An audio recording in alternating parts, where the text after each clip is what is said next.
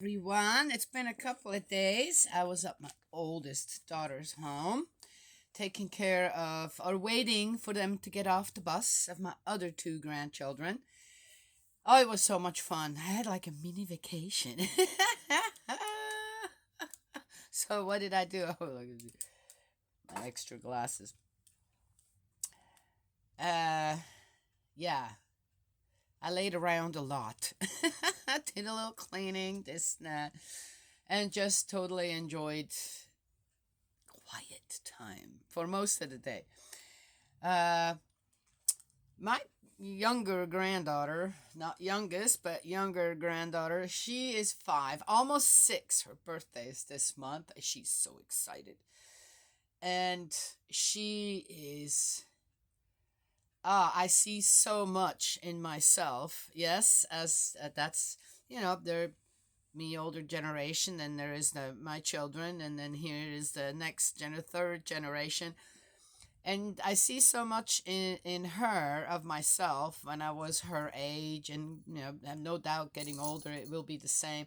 Where she's such an artist. She loves doing things, art things.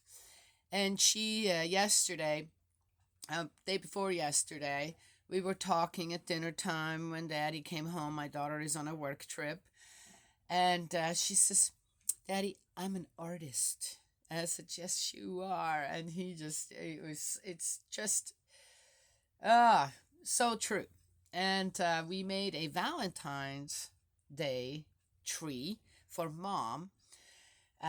Very simple. We just went outside. And that's the other thing, too. Since she's been little, she's come to the farm, we would go out foraging. Children, about age and 2 and up, or some younger, you give them a basket and they find the most cool things. Yes, sometimes it's just a full basket of rocks, but who cares? So she knows, let's go out in nature and see what nature has to give us to make something beautiful out of it.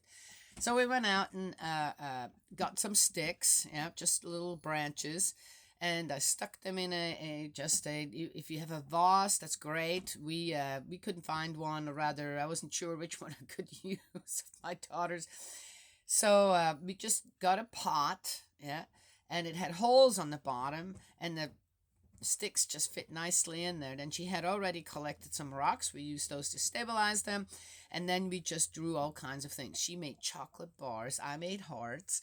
Then we made the whole bear family: Mama Bear, Papa Bear, Mama Bear, and then the boy bear, and the girl bear, right? Which is over. And then what else? Oh, and then we had these stamps of all the princesses, of the Disney princesses.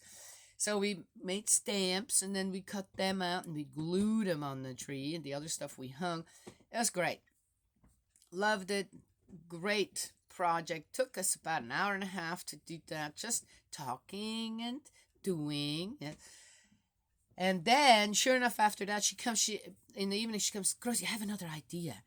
And she tells me all about her idea. I'm putting two cardboard pieces on top of each other, just panels, and then she had collected some leaves which she wanted to paint, and more rocks which she wanted to paint, and we made a beautiful picture out of it and made that the Valentine's Day picture for Dad. Yes. So I had a great time. Then the first day that they came home, it was one of the warmest. There's a record warm day for that day in February. What, for about 130 plus years, and my grandson's like, "Cause let's go out and play basketball," which means I sit in the chair and I watch him play. Yes, that's how it works. And we did, and we were out there for about an hour, hour and a half. Just had the greatest time. Yesterday, he wanted to do it, and I said, "I'm not going out into that cold." No, temperature dropped drastically again. But I love it on how, so they're 9 and 5 right now, and I love it on how I just sit somewhere and I do a little something, and they gravitate, right, towards me, and we start talking, this, uh, my younger granddaughter and I, she wanted to make a necklace, so we made a necklace, out of all the beads and stuff that she had. And I kind of showed her a little on how to organize herself with all that in order to not just have a jumble mumble necklace, which I think they are very beautiful as well, to give it a little structure. And she loved that. Um, it was great. It's just great. It's absolutely great. And absolutely enjoyed my time again with my grandchildren. Yes. So I'm back again here.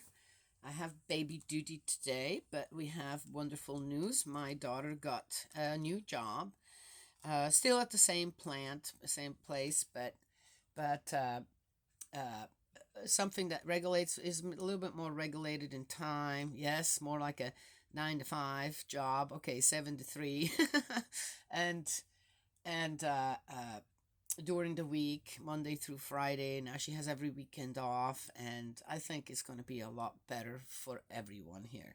The other days worked out too, but I think this will be better. So very happy. Everybody's really happy. My oldest granddaughter, when she heard mommy was having this kind of schedule, and she was really happy.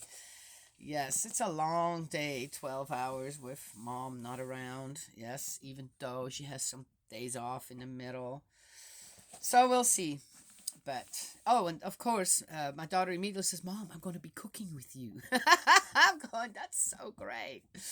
And, oh, yeah, so I found, if anybody's interested, uh, cooking is a big thing in all of the house, on our household. So, I found on Hulu, it's on Hulu, it's called Taste 101.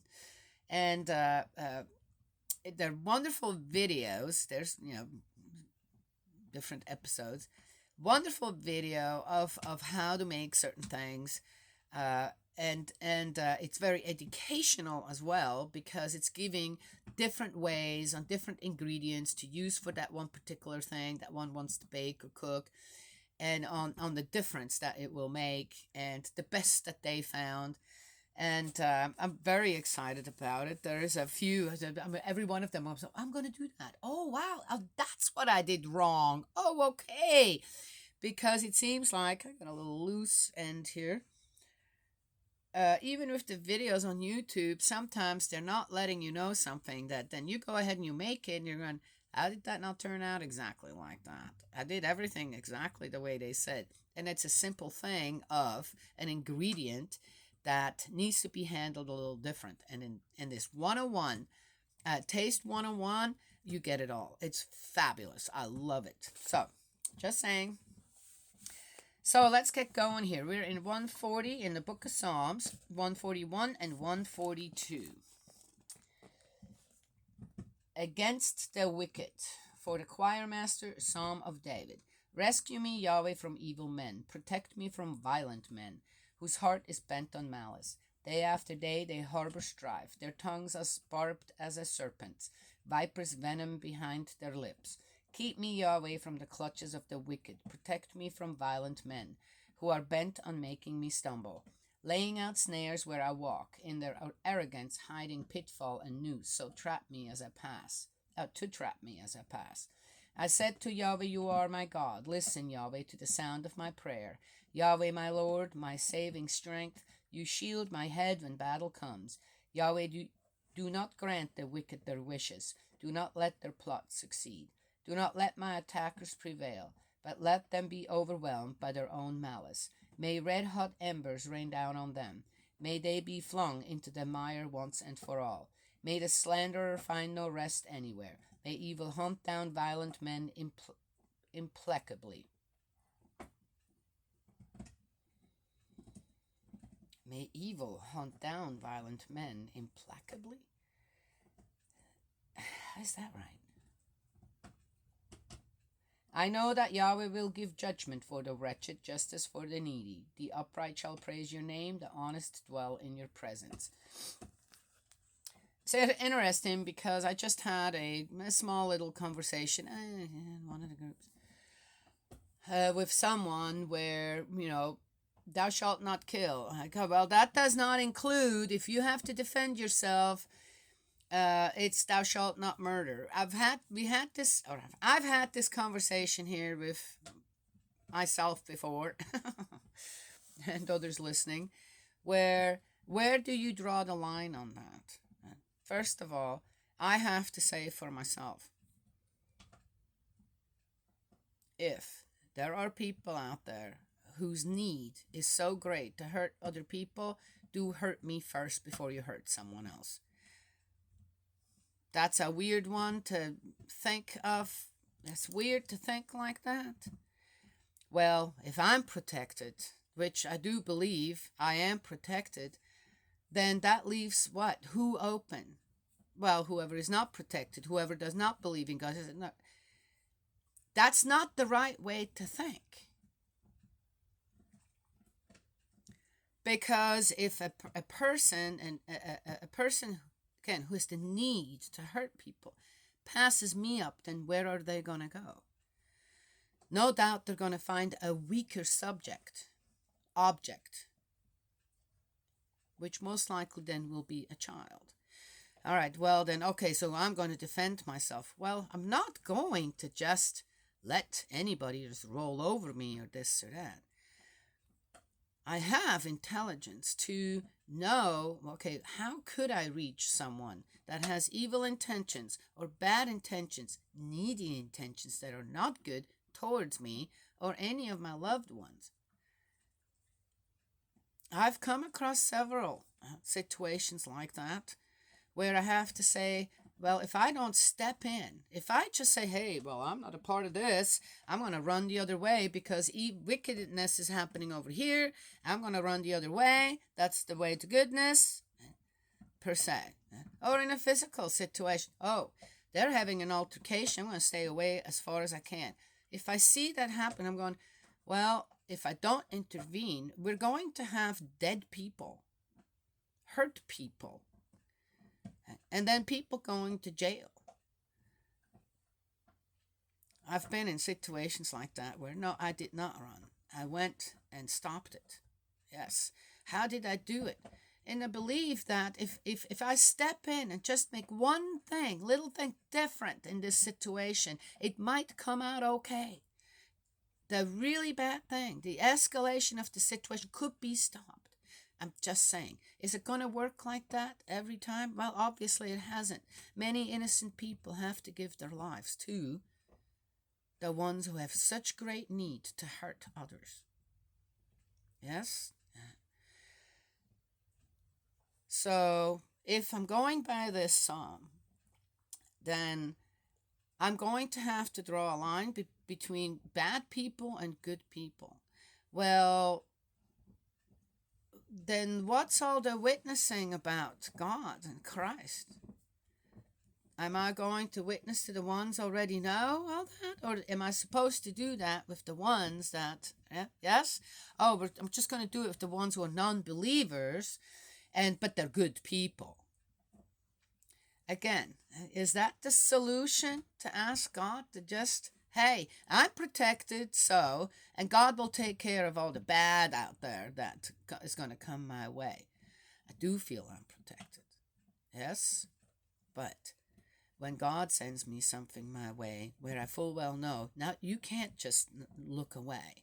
You're going to have to be in the mix there and have faith that everyone's going to come out of the situation in one piece. And if not, then that is just it. I'm not going to go and try to figure out, oh, what did I do wrong so that then I'm not going to do that. Sometimes you have to just take a chance. It is as it is in a world that's imperfect. Mankind that's imperfect. Yes? And we try to write it a little by little. But as people of God, under the umbrella of God, our Heavenly Parent, believing that restoration for all mankind is possible, we can't become then, or do act in the same way, even in defense, as the ones who have this need, desire, and lust to hurt others. Do you know what I mean? Yes.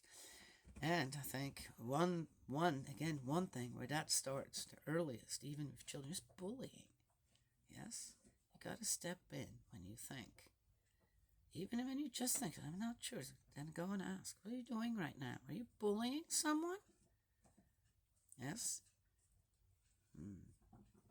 Anyway, so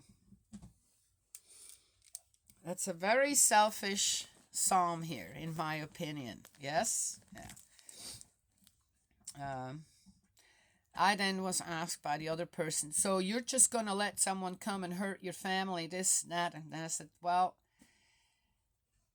no.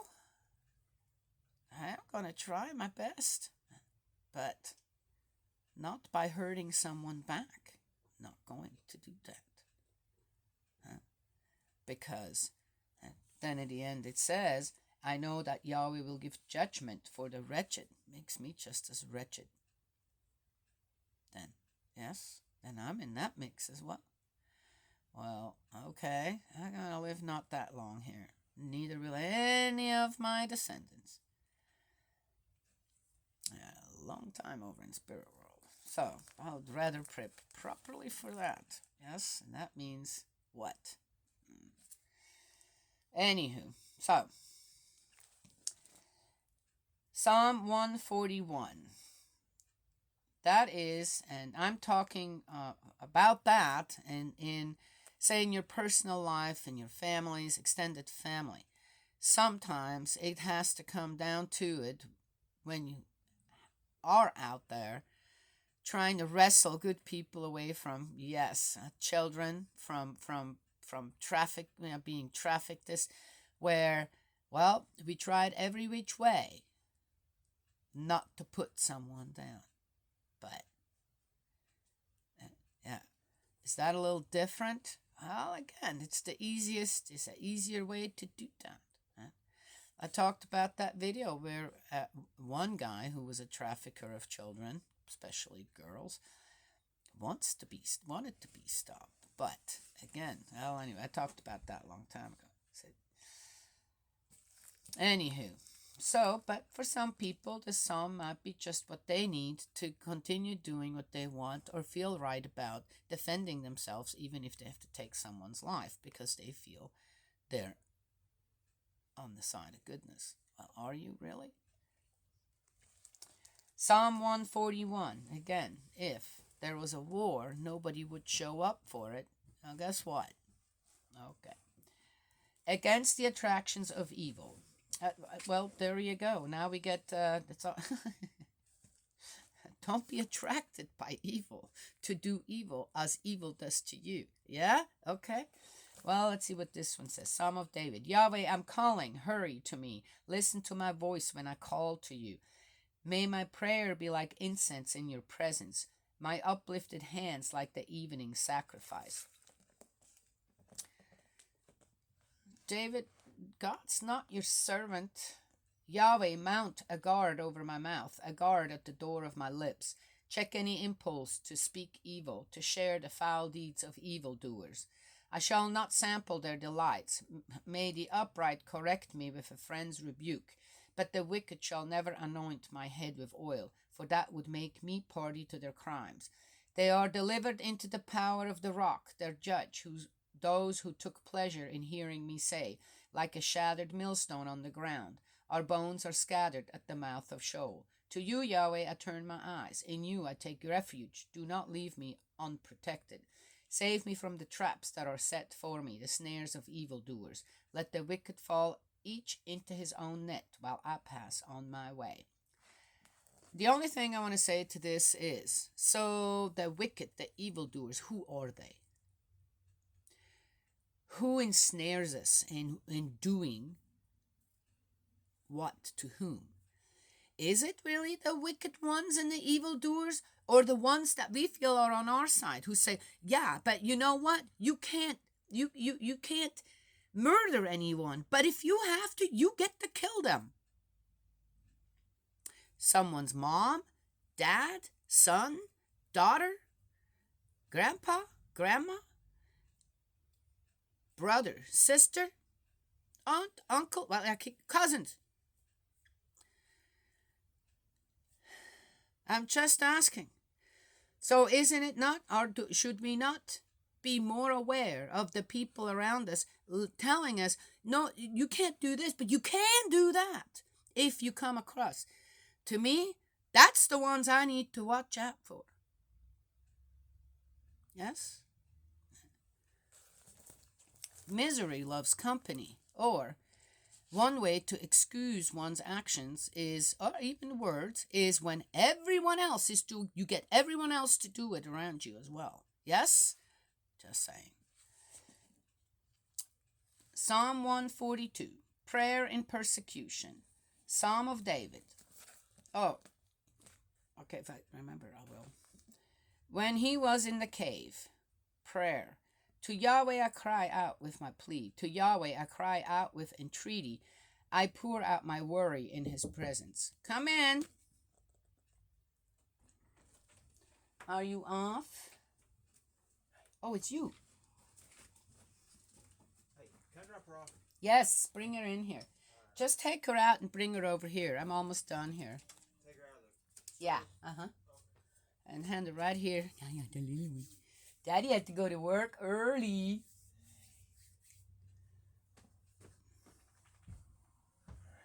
Thank you. Thank you. Look who's here. Say hi. You have a great day. All right, you too.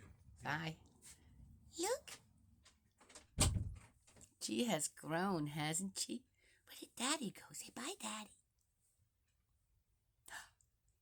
Huh? All right, let's finish up, you guys, while she is a little mesmerized. Look, there's June. See, kitty. All right. I pour out my worry in his presence. In his presence I unfold my troubles. However faint my spirit, you are watching over my path. On the road I have to travel, they have hidden a trap for me. Look on my right and see, there is no one who recognizes me. All refuge is denied me. No one cares whether I live or die. I cry out to you, Yahweh. I affirm you are my refuge, my share in the land of the living. Listen to my calling, for I am miserably weak. Rescue me from my persecutors, for they are too strong for me. Lead me out of prison, that I may praise your name. The upright gather round me because of your generosity to me. And that was that. Now, first of all, I'd just like to say, so he's in this cave. As far as I know, he's not there by himself. All he does is just pray for himself. Well, good for him. You know what? It is as it is. But the other thing, too, what I find a bit hypocritical with David and his prayers and his way of addressing God is, why are you so worried about the people around you? Huh? Always hurting you, this and that. As if you are always doing everything right. He has the 10 Commandments. One thing first, we got to look at ourselves. Well, am I doing actually what I'm supposed to do under the guidance of God? First thing. Did he do it? No, he didn't. Now, having read so much about David and all this jazz, I know he didn't. Yet, he's so worried about himself, about everybody else. All the hurt coming from everyone else.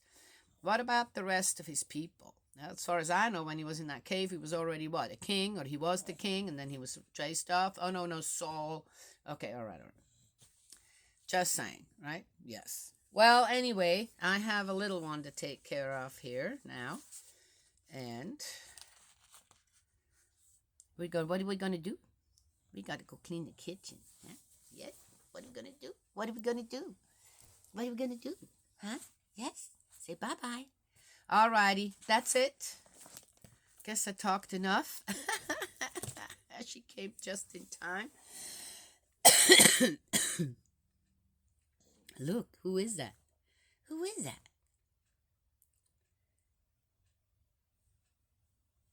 Isn't she the cutest little one?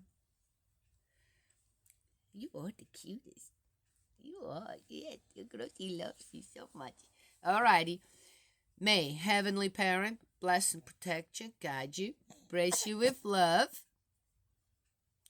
And I will talk to you all another time.